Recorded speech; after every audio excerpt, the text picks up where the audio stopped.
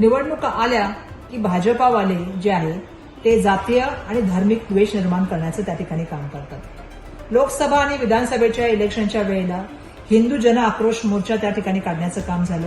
एक है तो सेफ है, बटोगे तो कटोगे सारखी वाक्य वापरण्यात आली।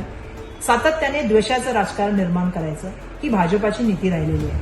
आता आपण बघत आहोत की त्या ठिकाणी दिवाळीचा सण आहे, तर मुंबई महानगरपालिकेचं इलेक्शन दिसतंय समोर येत आहे, म्हणून त्यावेळेला दिवाळीचा जो सण आहे, जो आनंदाने सगळेजण एकत्र मिळून साजरा करतात, आपण त्या ठिकाणी कुठल्याही तऱ्हेचा धार्मिक वाद न करता एकत्रपणे आनंद महोत्सव साजरा करतो। त्या दिवाळीच्या सणाचा फराळ वाटताना सुद्धा त्या ठिकाणी आहे तो जातीय आणि सामाजिक आणि त्या ठिकाणी धार्मिक द्वेष करण्याचं जे आहे ते काम सातत्याने सुरू आहे।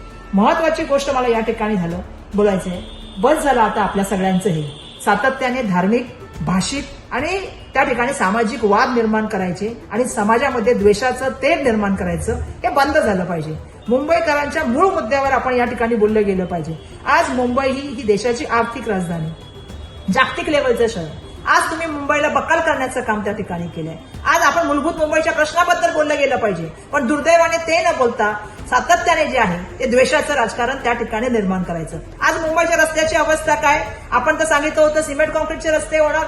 आज मुंबईमध्ये लोकांना पाणी मिळतंय का, मान्सून पूर्व नाले सफाई होते का, त्या ठिकाणी मोठ्या प्रमाणामध्ये भ्रष्टाचार होतो। आज मुंबईमध्ये मला प्रश्न आहे की बीएसटीची काय अवस्था आहे, बीएसटीचं खच्चीकरण कोणी त्या ठिकाणी केलं, याचाही प्रश्नाचं उत्तर तुम्हाला आता मुंबईकरांना द्यावं लागेल। आज प्रदूषणामध्ये मुंबईचा जो आहे तो जगामध्ये दुसरा नंबर।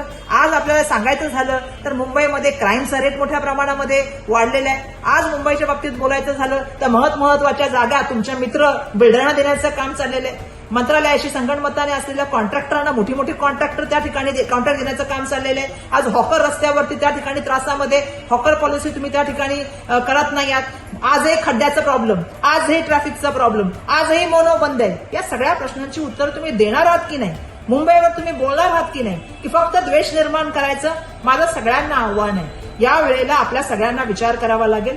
मुंबई महानगरपालिकेचं इलेक्शन आलं की भाषिक, धार्मिक आणि त्या ठिकाणी जे आहे सामाजिक तेढ निर्माण करणाऱ्यांना दूर ठेवून आपल्या सगळ्यांना पुन्हा विचार करावा लागेल, कारण बटोगे तो कटोगे नाही, या वेळेला फसोगे तो लुटोगे, ये फिर से लुटेंगे, ये ध्यान में रख के आपल्याला काम करावं लागेल। आणि म्हणून आपल्या सगळ्यांना माझं नम्रतेने आव्हान आहे की या वेळेला मुंबई महानगरपालिकेमध्ये बदल करा आणि मुंबई महानगरपालिकेमध्ये मुंबईसाठी मतदान करा।